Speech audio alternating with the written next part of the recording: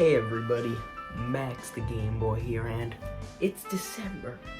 Whatever holidays you celebrate, it's holiday time. So, to commemorate awesome holiday times and the end of a pretty cool year, I'm gonna do some highlights of my favorite 2021 video games. So, without further ado,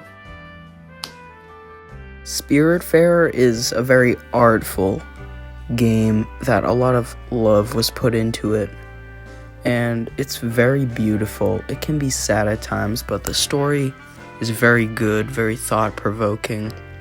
The gameplay is a lot of fun. I haven't yet beaten the game, but I've had so much fun just relaxing, building my boat, fishing, listening to the beautiful music. It's just a very relaxing but enjoyable game. And they're still even releasing updates that are free. Did I mention the characters are also really good? I just had a lot of fun chilling and enjoying the story and gameplay of Spiritfarer. And that's really all I have to say. I had a lot of fun playing this game, and I'm sure I'll have a lot more fun. I'd also just quickly like to talk about how, although Skyward Sword and Miitopia were games that already existed before 2021, they had really good remakes that I played, and I really loved them. I never actually got to play Skyward Sword before until the Switch version, and it was really fun to replay Miitopia with cooler graphics and more content. I really enjoyed Skyward Sword, the story, the gameplay, and finally being able to play this game that I heard quite a lot of good about. And Miitopia, getting to re-experience the awesomeness of Miitopia, create new Miis, new characters, and try the new horse, which was a really fun new mechanic that I thought was done very well. I had a lot of fun playing these remakes, and definitely some 2021 game highlights. Ori and The Will of the Wisps was another very fun game. I played the original, The Blind Forest, and I can just say that Ori and The Will of the Wisps was everything I wanted in a sequel. More characters than the original, boss fights, which were freaking awesome, but also they kept a lot of the staples of the original, like the beautiful graphics, a beautiful world, and cool chase scenes against you and giant monsters, but also fighting those giant monsters in boss fights. I just loved Ori and The Will of the Wisps, and there was also a very good story as well, and the music was beautiful.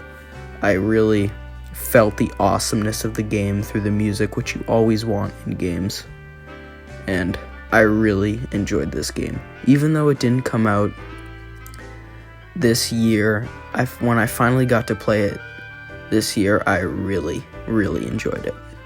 Darq was chilling, but charming, but still terrifying, but a very intelligent game about a boy who's stuck in a lucid nightmare that he cannot escape from. This game was very fun. It had some great puzzles, very cool gameplay mechanics. Although it was short, it was definitely sweet, and I enjoyed every second of it. This game, I believe, released sometime this year on Switch. Either way, it had a lot going for it, and it was very fun. I enjoyed it. Well worth the money. It was spooky, but I loved the puzzles again.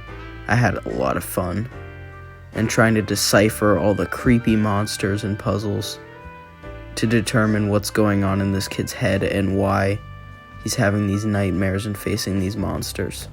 Quite simply, Darq was dark, but in the most awesome way possible.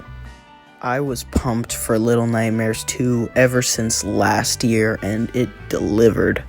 Little Nightmares 2 was like hopping on a sled and going down a massive hill. When it picks up, it does not stop until the very end. And even then, the experience, the craziness is still in your mind. Little Nightmares 2 was so much fun. It was creepy, it was action-packed, It had story, it had character, it had life. Creepy, pure, dark, monstrous life. And I loved it. And I loved all the monsters and the puzzles and the meat of this crazy game. I loved it all until the end. It was a ride, and it was a fun ride. And like Ori and The Will of the Wisps, this game was a worthy and possibly better sequel than its predecessor, and I just loved Little Nightmares 2. It was definitely a highlight of this year. The Legend of Zelda Candance of Hyrule was a game that came out a year or two ago, but I always wanted it, and I finally got it this year. And it's a fun rhythm game with Legend of Zelda style and gameplay mixed with the cool, spooky rhythm game that is Crypt of the Necrodancer. And this game was a ton of fun. Like Darq, it was quicker, more fast-paced, but there was a ton to do, lots to explore in a Zelda world. And the music was just so dang good. I would buy that game just to listen to those tunes. And I loved Candance of Hyrule. It was a fun Legend of Zelda game. That was a rhythm game that I needed. And lastly, we've got Deltarune Chapter 2. It's been about, 2 or 3 years since the first chapter came out.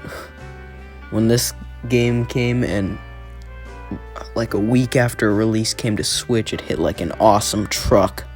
And this game is full of humor, love put into it by Toby Fox, the creator.